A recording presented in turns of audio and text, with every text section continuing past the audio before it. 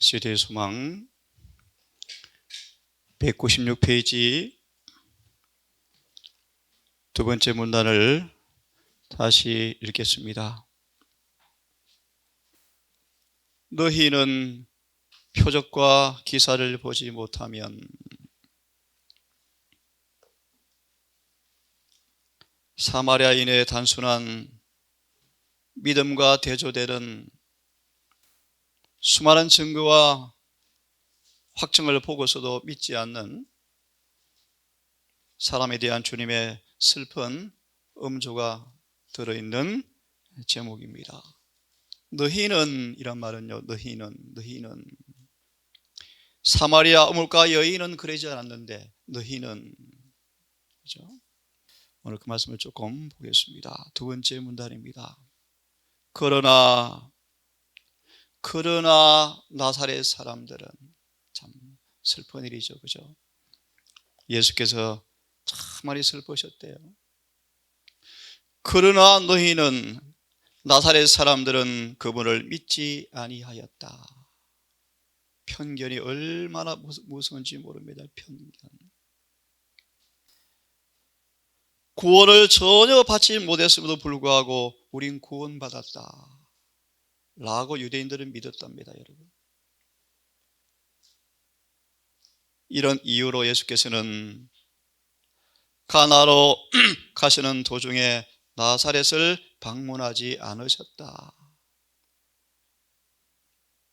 구주께서는 당신의 제자들에게 선지자가 자기 고향에서는 존경을 받지 못한다고 말씀을 하셨다. 그렇죠?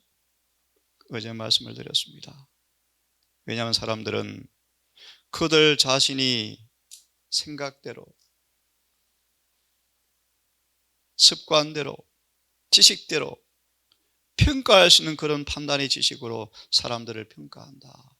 아, 요셉의 아들이었어. 목수장이란 초라한 일꾼이었지. 때때로 마리아도 평범한 예수님 아이 얼굴을 바라보면서 가끔 혼란을 했대요. 이분이 메시아 맞나? 어제 말씀을 드렸죠. 육에 속한 사람들은 절대로 영 일들을 분간할 수가 없다. 오직 영에 속한 사람만 영을 분간할 수 있다. 때때로 마리아마저 요셉의 아들들과 바리새인과 종교 지도자 사이에서 때때로 혼란스러웠대요.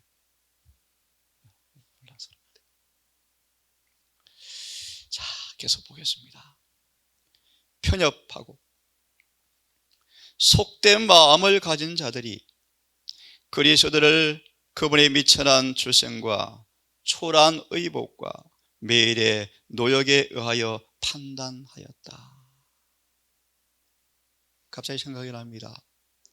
늦은 비를 내리기 위해서 온 하늘이 이제 응하고 있고 그 기밀이 선포되어지는데 또다시 가데스 바네의 사건이 1888년 재림교회 한복판에서 또 일어났어요.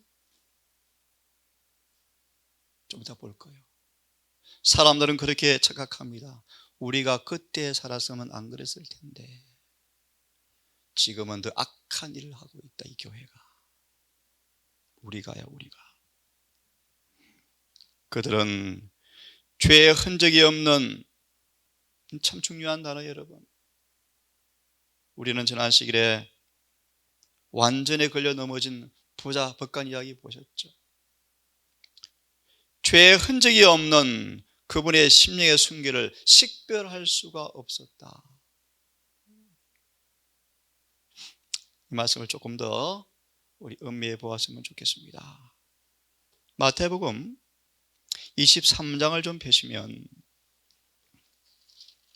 마태 23장 13절부터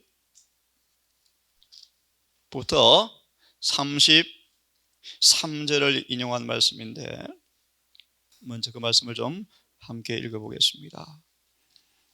마태 23장 13절 이하의 말씀인데 13절을 제가 먼저 보겠습니다. 화 있을진저 외식하는 세관들과 바리새인들이여, 너희는 천국 문을 사람들 앞에 닫고 너희도 들어가지 않고 들어가려 하는 자들도 들어가지 못하게 하는도다. 다 읽지 않겠습니다. 29절의 말씀 보시면, 화 있을진저 외식하는 서기관과 바리새인들이여, 예수님의 눈물이, 슬픔이, 비탄이 음조가 섞인 음성으로 크게 외쳤대요. 화 있을진저 서기관과 바리새인들이여. 그분의 음성에는 눈물이 서려 있었죠. 너무너무 슬프셨죠.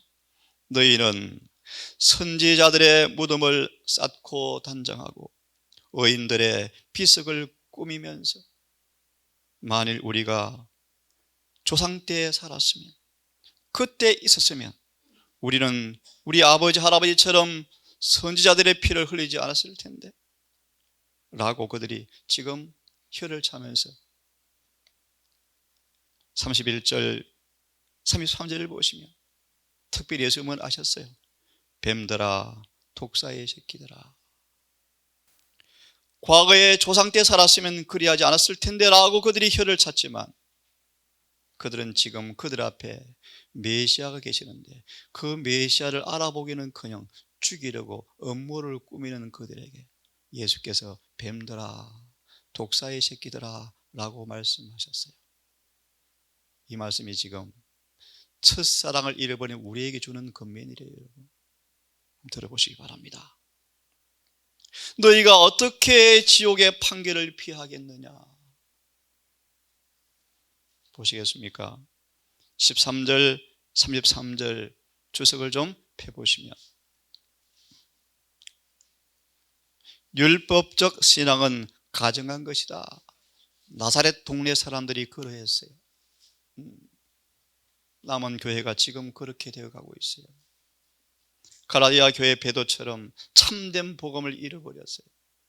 형식이 교회를 난무해요. 이 본문의 말씀에 이 바리새인들을 책망하신 마태복음 23장 13절 33절의 주석의 말씀에 바리새 교인들을 책망하신 그리스도의 책망은 마음의 처음 사랑을 잃은 사람들에게도 적용할 수가 있다. 맞습니까? 맞아요. 제7일 안식일 예수 재림교회 주시는 메시지요. 우리에게 주는 메시지요. 처음 사랑을 잃어버린 우리에게 주는 경고의 말씀이요. 냉랭하고 율법적인 신앙은 영혼들을 결코 그리스도께로 인도할 수가 없다. 이는 그것이 사랑도 그리스도도 없는 신앙이기 때문이다. 스스로 어이롭다는 정신으로 금식하고 기도드릴 때 그것은 하나님 보시기에 가증하다. 58장 이사야 1절 4절을 인용하고 있죠. 거짓 경배 드리러 모이는 음숙한 집회, 음숙한 집회, 반복하는 종교 의식들, 거짓 겸손, 강요된 희생, 이 모든 것이 세상에다 선포하고 있는 증언은 이런 일들을 행하는 사람들이 자신들을 의롭다고 생각한다는 것이다. 이런 일들은 엄격한 의무의 준수자들에게 주목을 받는다.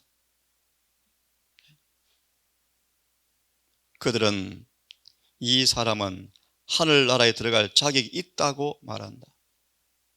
그러나 그 모든 것은 다 속임수다. 이미 드려진 위대한 재물은 그를 믿는 모든 사람에게 충분하다. 자, 다시 한번 우리 대쟁투 한 두 군데 말씀을 좀 보겠습니다. 어떻게 나사렛 사람들이 예수를 믿지 아니했는가라는 이 근거를 우리 함께 좀 다시 한번 생각해 보겠습니다. 대쟁투를 펴시면 595페이지를 한번 펴봅시다. 595페이지. 595페이지 펴시면 이왕 패스는 여기부터 읽으면 좋겠습니다. 사단은 하나님 대신에 라는 말씀부터 읽으면 좋겠습니다. 사단은 하나님 대신에 라는 말씀, 바로 앞에 그런 말씀이 있죠.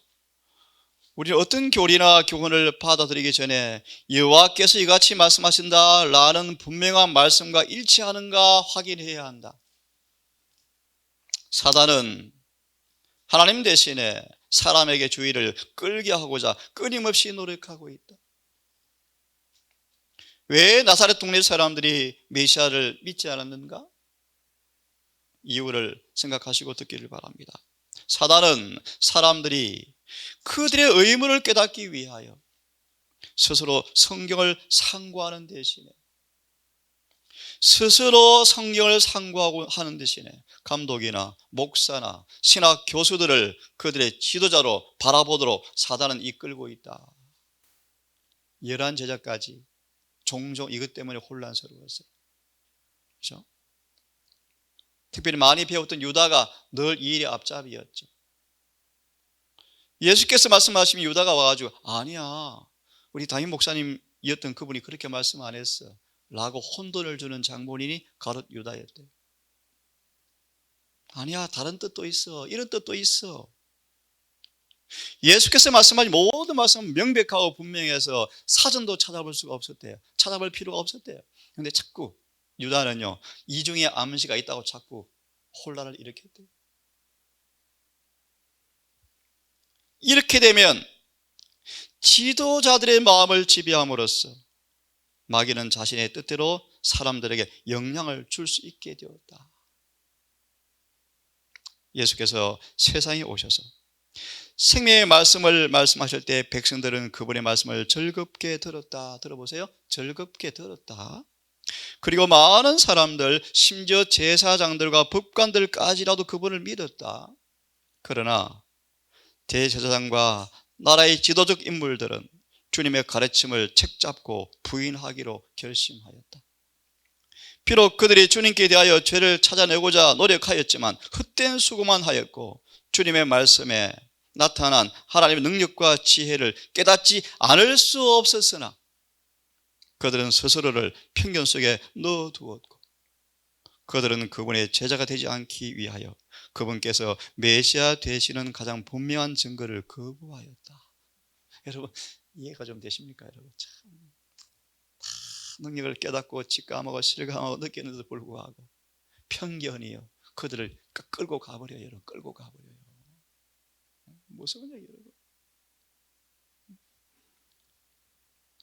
맞아, 그분 요셉의 아들인데 30년간 직장생활을 같이 한 사람인데 그분이 메시아야?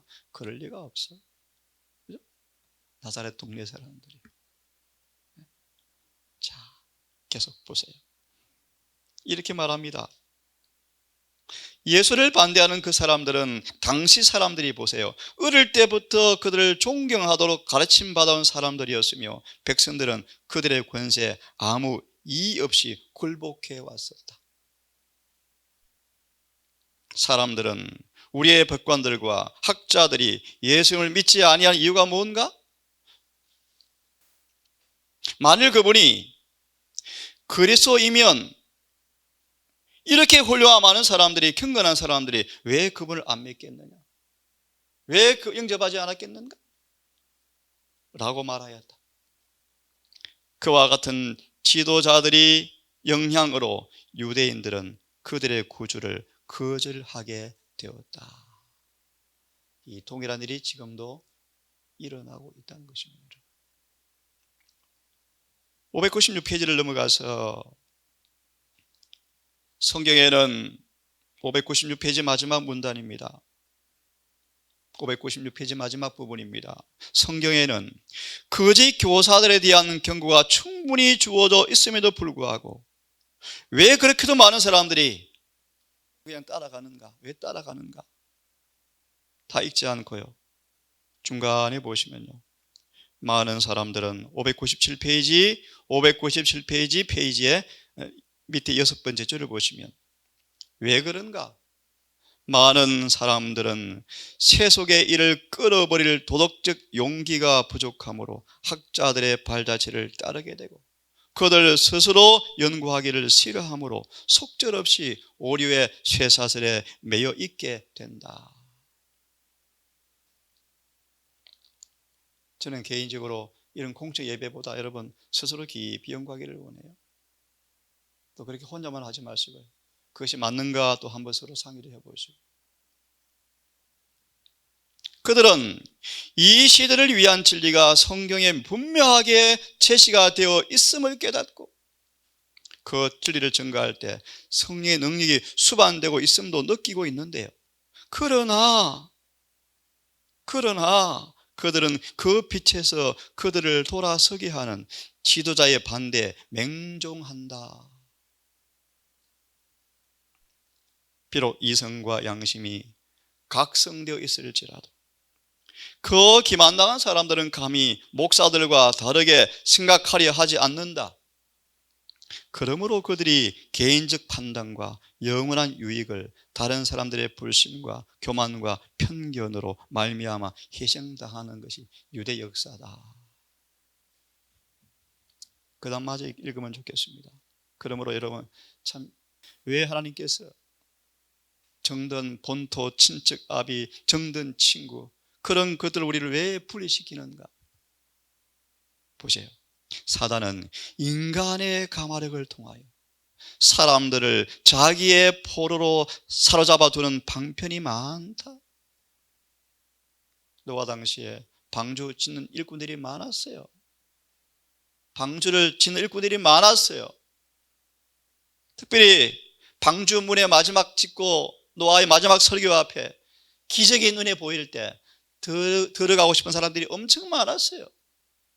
근데 인간의 비단실 때문에, 인간의 관계를 끌어매는 부모, 친척, 혈육 관계, 인간을 얽어매는 비단실 때문에 못 들어갔대요. 우리 엄마 놔두고 어떻게 들어가요? 우리 아빠 놔두고 어떻게 들어가요? 내 남편 놔두고 어떻게 들어가요? 이게 보세요. 사단은 인간의 가마력을 통하여, 예수님 보세요. 끊임없이 가족 관계의 결합이 얼마나 예수를 괴롭혀요. 얼마나 괴롭혀요. 그렇죠? 그래서 예수님이 가정 안에 있을 때보다 어디 가는 게 편했답니까? 산속에 홀로. 오히려 말 못할 짐승을 대하는 게 더 기뻤대요. 어린 예수가. 사단은 애정의 비단실로 많은 사람들을 그리스도의 십자가의 원수가 된 자들과 연결시켜 둠으로써 사람들을 자기 편이 되게 한다. 누가복음 4장 공부 많이 하셨죠?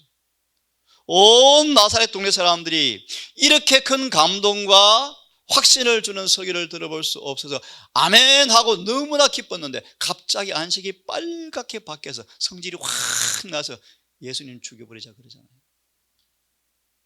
그들이 마음에 맞는 해석을 주니까 감사했는데 그것이 거짓말이라는 사실을 다 들춰내버리니까 일 가고 예수께 달려들죠. 나사렛 사람들이. 그 결합의 관계가 부모, 자식, 부부, 사회 등 어느 관계든지, 그러므로 여러분, 원수는 집안 안에 있느니라. 참 슬퍼내려. 집안 안에 있느니라. 남편이, 아내가. 그러므로 정말 결혼관계가 중요해요. 태어날 아이의 운명도 결정될 수 있어요. 어떤 관계든지 그 결과는 동일하다. 진리를 반대하는 사람들은 양심을 지배하기 위하여 그들의 능력을 발휘하고 있으며, 그들의 지배 아래 두기 위해 사람들은 의무에 대한 자신의 확신을 따라 행할 만한 용기가 없으므로 독립심을 가지고 있지 못하다. 그래서 시류에, 조류에, 환경에 쓸려 넘어가 버려요. 에녹처럼 꿋꿋하게 서지를 못해요.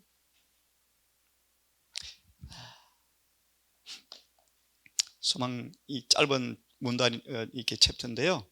여기보다는 하나하나 교훈을 좀 받았으면 좋겠습니다. 자, 요한복음 4장을 다시 펴보십시오. 요한복음 4장 35절. 4장 35절. 폈습니까? 예. 이렇게 말씀을 우리에게 교훈을 주고 있는데요. 너희가 넉 달이 지나야 추수할 때가 이르겠다 하지 아니하느냐. 내가 너에게 이르노니 눈을 들어 밭을 보라. 이미 희어져 추수하게 되었도다. 이 구절을 그렇게 말하 예수님은 모든 편견을 초월하셨다. 그거는 읽어보시기로 하시고 우리 주석 하나만 더 좀 찾아보겠습니다. 주석 하나를 좀 마태복음 9장을 좀 펴셨어요. 편견을 초월하심이라는 말씀을 좀 보고 싶었는데 그 읽어보시기로 하시고 마태복음 9장의 한 말씀을 좀 보셔서 주석 하나 좀 보겠습니다. 마태 9장 11절을 좀 다시 보겠습니다. 마태 9장 11절. 이 말씀은 편견이 어떤 역할을 하는가 한번 보려고 찾았습니다. 바리새인들이 보고 제자들에게 이르되 어찌 너의 선생은 세리와 죄인들과 함께 잡수시느냐.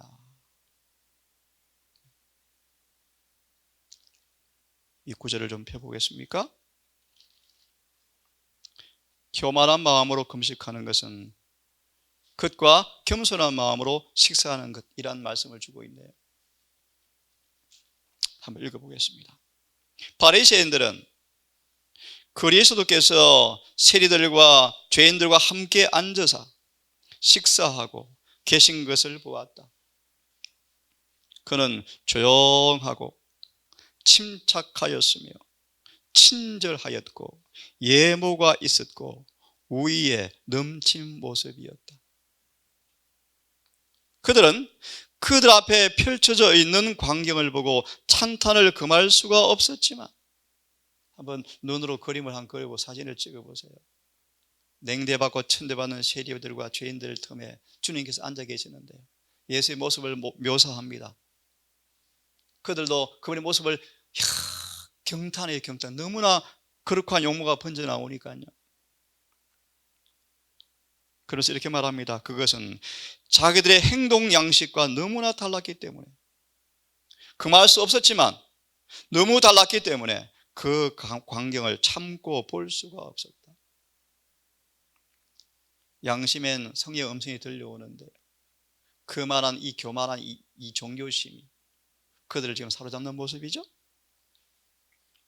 저 초라한 청년이 설교하는데 맞는 것 같은데 그죠?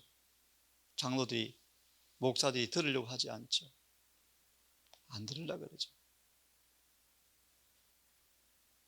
그만한 바리새인들이 자고하면서 그들이 가진 것과 같은 특권과 빛의 축복을 받아보지 못한 사람들을 비난하였다. 그들은 세리들과 죄인들을 미워하고 멸시하였지만 하나님 보시기에는 그들의 죄가 더 컸다. 하늘의 빛이 그들의 가는 길을 거슬려 비치고 있었다. 이것이 정론이 너희는 이리로 행하라 라는 말씀이 들렸지만 그들은 그 말씀을 버리고 그리스도의 제자들을 향하여 어찌 너희 선생은 세리와 죄인과 함께 먹고 있느냐라고 말하였다. 이 질문으로 그들은 제자들의 마음에 있는 편견을 일깨워서 제자들의 약한 마음까지 흔들어 놓기를 바랬다. 그들은 그들이 화살이 가장 많은 상처를 입히고 가장 많이 다치게 할 것 같은 곳을 겨냥하여 활을 당겼다. 이해하시겠죠? 그죠? 열한 제자 약점을 알아요. 이 바리새인들이. 그 약점을 이 그들의 말로 예리한 화살을 쏘아부어서 열한 제자를 주님께 말려고 떼내려고요. 사단의 대리자들이 사단의 대리자. 교만하지만 어리석은 바리새인들 금식하며 다투며 싸우며 악한 주먹으로 치는 사람들. 그리스도는 사람들을 그에게로 이끌기 위해서 세리들과 죄인들과 함께 잡수신다. 세상의 구주께서는 유대 나라가 지키는 금식을 존중할 수가 없으셨다. 그들은 교만과 스스로 어렵다는 정신으로 금식하는 반면 그리스도는 겸손한 마음으로 세리와 죄인들과 함께 잡수셨다. 사단은 타락한 이후로 참소하는 것이 그의 일이었다. 하나님이 보내신 빛을 거절하는 사람들은 오늘날도 그와 꼭 같은 길을 따른다. 마무리 읽고 마치겠습니다. 그들은 치명상을 입히리라고 생각되는 것들을 다른 사람들에게 공개한다. 이것은 바리새인의 정신이다. 그들은 제자들을 헐뜯을 수 있는 것들을 발견하였을 때 그들이 잘못에 빠져 있다고 생각하는 사람들에게 그것을 말하지 않았다. 그들은 예수님의 제자들에게서 보이는 통탄할 만하고 생각되는 것들을 예수님에게 말하였다. 예수께서 그 말을 들으시고 기분 나쁘게 생각하신다고 여기지면 그들은 제자들에게 가서 예수님을 참소하였다. 마음을 이간시키는 것이 그들의 사업이었다. 참으로 놀라 자빠질 일이죠, 여러분. 대쟁투가 벌어지고 있습니까? 대쟁투가. 그렇죠? 이런 말씀들 우리의 소외를 좀 살피면 좋겠습니다, 여러분. 혹시 우리의 삶에 이런 일이 안 일어나고 있는가? 특별히 제 마음을 엄청 아프게 하는 것이 하나 있어요. 동산 가보니까 동산 사람들이 그렇던데 기별이 맞아? 그런 말씀이 정말 저는 가슴을 찔러요. 그렇게 고통을 통증을 줘요. 자, 여러분 오늘 조금 본문에 확대된 말씀을 좀 드렸습니다. 나사렛 동네 사람들. 그래서 23절 나중에 거 보시면 여러분 가장 많이 빛을 받은 곳이 가장 무서운 파멸이 임할 것입니다. 여러분. 많이 받은 자에게 주님께서 많은 걸 요구하신대요. 주님의 행동 하나하나 의미가 있습니다. 왜 나사렛을 그냥 지나치셨는지. 그렇죠? 혹 우리의 삶에도 동일한 그런 주님의 슬픈 역사가 반복되지 않을까 두렵습니다. 오늘 주의 음성 우리 마음속에 들릴 때 여러분 정말 어떤 대가가 지불된다 할지라도 주의 말씀이라면 아멘 하고 순복하기를 간절히 바랍니다. 거룩하신 아버지, 성경과 정언에 있는 역사의 한 페이지 한 페이지를 보면서 살아있는 경고 표지판이요 우리의 소망의 피난처가 되시고 우리의 영혼의 양식이 되는 은혜의 보관 장소로 우리를 인도하셔서 충분히 마음 놓고 주의 교훈을 배우고 실천하며 지나간 역사의 과오와 실수를 반복하지 않고 우리의 주시는 말씀의 교훈과 책망과 바르게 함과 의로 교육하고 유익하는 교훈을 통하여 우리의 삶은 마귀의 꾀임에 빠지지 않고 정말 정로로 걸어가는 참 남은 백성의 모습으로 우리가 살아가기를 간절히 소망합니다. 아버지, 이 말씀을 듣는 주의 귀한 영혼들 기억하셔서 오늘도 하나님께서 우리 주님께서 우리 곁에 걸으시고 임하셨고 함께 있지만 인식하지 못할까 두렵습니다. 주님, 우리를 불쌍히 여기시고 2000년 전에 주님께서 가브라함 신하에게 말씀하신 이 말씀들을 깊이 유념하여 우리 스스로 책망받게 하시고 겸손한 마음으로 소성케 하셔서 사마리아 여인처럼 어떤 표적과 이사와 눈에 보일 만한 증거도 없음에도 불구하고 내가 걸어라 라는 말씀을 그대로 믿어버리고 영접하였던 여인처럼 그런 영적인 분별력을 우리 갖게 해 주시옵소서. 오늘 한 날도 주님 우리 모든 삶의 현장에 주님과 함께 동행하기를 원합니다. 그런 하루가 되게 하셔서 하늘의 삶을 주 앞에 잘 헌신되게 하셔서 깨끗한 기록을 남기는 한 날 되게 하시고 해가 질 무렵 주 앞에 감사의 제단 쌓을 수 있도록 성령님 온종일 우리의 생애를 인도해 주시옵소서. 예수님 이름으로 기도드립니다.